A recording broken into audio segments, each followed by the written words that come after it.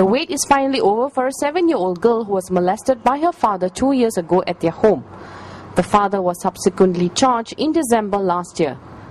The girl will take the stand when the trial begins in May.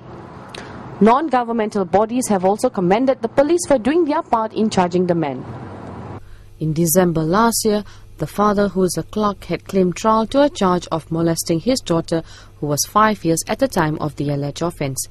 He was said to have allegedly committed the offence between December 2008 and January 2010 at their home in Mantin. The man will be tried under Section 354 of the Penal Code, which provides up to 10 years jail, whipping or a fine if found guilty.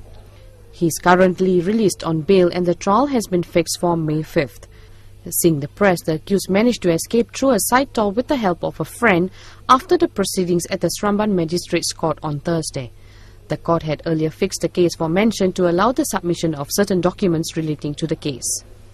Meanwhile, Child Protection Consultant Vijaya Kumari Pillai sends a message to child care providers and kindergarten teachers to listen and reach out to children when they speak. What the public must know is believe the child, And we have this organization, PS Children. They're doing a great job by going to kindergartens and NGOs and talking to the children, and they have a lot of activities so that children are able to talk.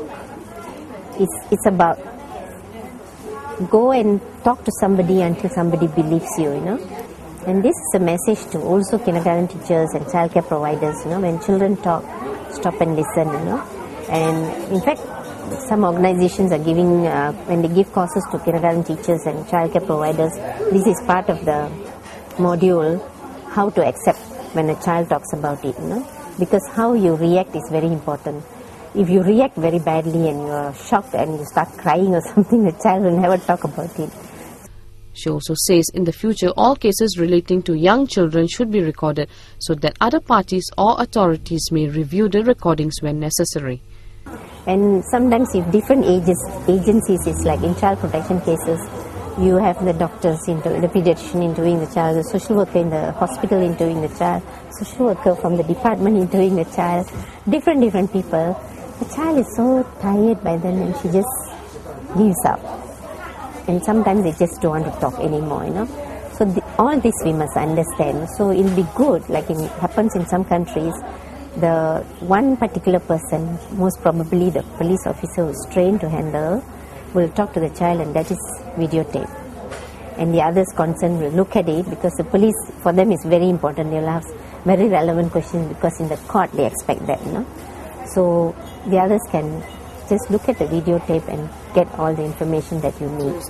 Yeah, we have talked about it many times, past 10, 15 years, but it's not implemented. It takes time, I don't know why, We also talk about the child sitting in the next room and video conferencing, where the child doesn't see the accused, because she'll be afraid. So all that can be. If you want to really help the child, we should put that in place. Yeah. It is learned that both the mother and child have left their family home and is currently residing at an undisclosed location.